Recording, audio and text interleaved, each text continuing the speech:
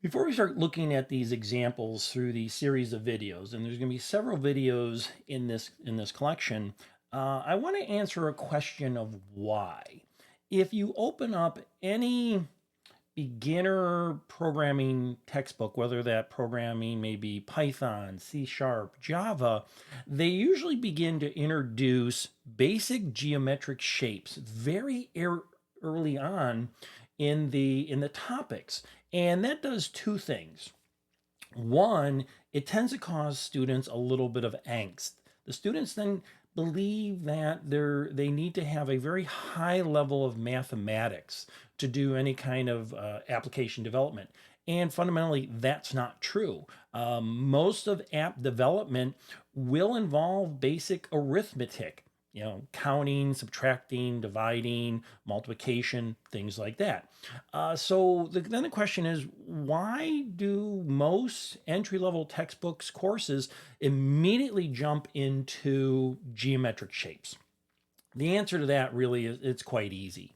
Not that geometry is easy, but geometric shapes allow the book, the professor, the instructor to explain some of the other concepts associated with programming logic. For example, it allows us to explain what an integer is, what a float or a double is.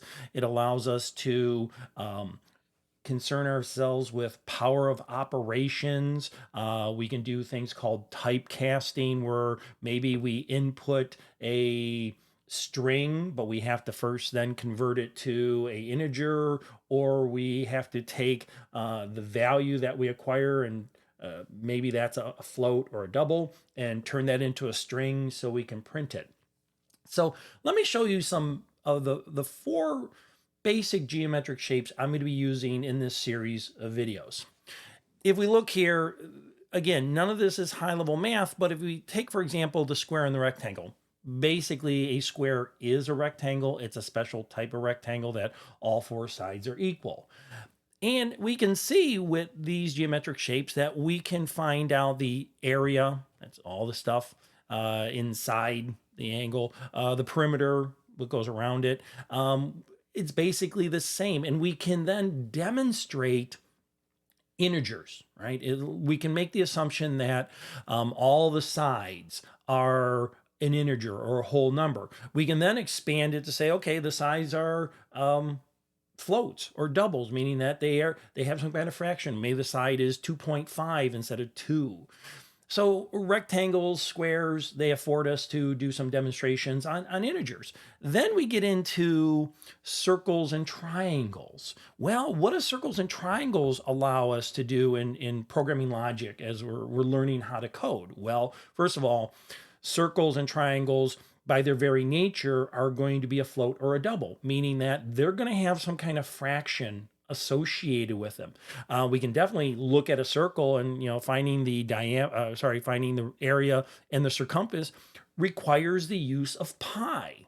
Pi is an irrational number, meaning that there's decimal points after the 3. So we know when we find the area or circumference of a circle, we're going to be dealing with a float or a double. Somewhat same with the triangle, because if you notice on the triangle, the area of a triangle is 1/2 base times height. So there's a good chance, just because there's that 1/2 there, that this could be a double or float. Doesn't always have to be, not like a circle, you're pretty much guaranteed. But a triangle, good chance that you're going to be using a float or a double. So I want to spend a couple minutes very early on in this series of videos to explain why we use basic geometric shapes. It's not an indication that app development programming requires a high level of math.